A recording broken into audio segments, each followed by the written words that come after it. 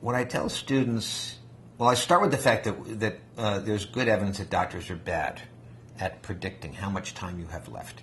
And there are multiple studies on people who have a terminal disease, who are dying. And on some level, those are the easy ones to figure out. And the doctors almost always overestimate, sometimes by 2 or 3 times, sometimes by 8 or 10 times, how much time you have left. And I show them the data that basically says when the average doc thinks you have 3 months left, you probably have a little less than 3 weeks left. So I ask them to pay attention to cases that they've seen during their training. And if they see somebody who's ill, make a mental prediction in your mind of how long do you think that patient will survive. And within our electronic medical record, they can sort of send a message to themselves in the future to revisit a patient's chart and to see how they're doing and to see how close their estimate was to the survival time. So I sort of do this as skills training.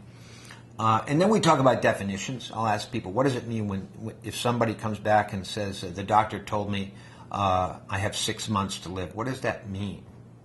And they correctly realize that we're talking about averages. So the doctor who told you, quote, you had 6 months, the patient goes home, and if the sun has gone down, they think they have 179 days left. They think literally that you have 180 days, no more.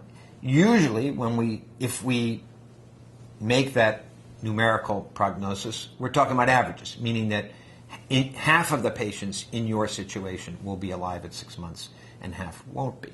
So that's kind of factual. And then I share with them my own technique that I've learned over the years, which is to, instead of giving a number, giving some more subtle direction. So my way of dealing with this depends on the season of the year. So if it's the fall, I may say, does your family celebrate Christmas or Hanukkah or whatnot? This year I think you should make it a special occasion. This is a good time to hold nothing back.